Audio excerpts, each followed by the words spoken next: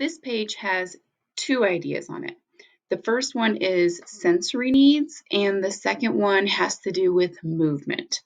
And with sensory needs, what's really important to know is that senses can be either over or understimulated. And so it's really important to figure out what's going on for students because you can see certain behaviors when either of these are over or understimulated.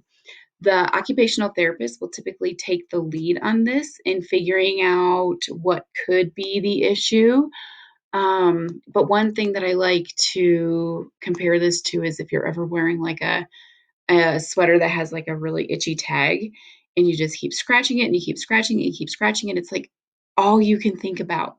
And so that's how it can be for our students with autism is something is bothering them. And sometimes they know what it is and sometimes they don't know what it is. And a lot of the times we have to help play detective to figure out what it is. One story that comes to mind is there was a classroom that I was in that had one of the diffusers going, and it had a calm diffusing oil in it. And it was wonderful for most of the people in the class. But we finally figured out that that oil in the diffuser was really setting this kid off. Like he could not stand the smell.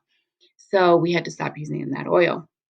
And so we caution against oils and um, candles and perfumes and those kinds of things because it could possibly be a culprit for something that is annoying a student.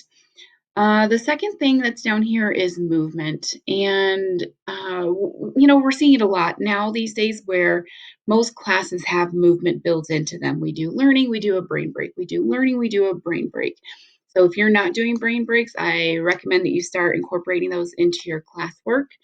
And recently, this came to light when I sat in a professional development. It was like 6 days long, and I had to sit in a seat all day for those 6 hours. There were very few breaks, and you could take care of your needs as you needed to, like get up and go to the restroom and all of that kind of stuff. But we were sitting in those super uncomfortable chairs for 6 hours a day, and I thought I was going to die. So I think about that, and we ask our kids to sit in those seats with pretty minimal movement. And that can be really uncomfortable. When we're teaching, we're roaming around the classroom where, we get to do a lot more movement than the students get to do.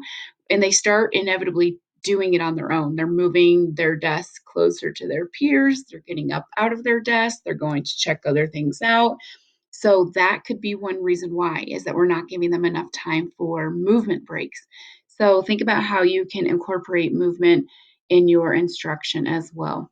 You'll just see a couple of examples on here of the tools that we use in Jeffco. There are plenty more. These are just a couple of examples. And then some ideas for movement breaks are down at the bottom. Okay, dig in.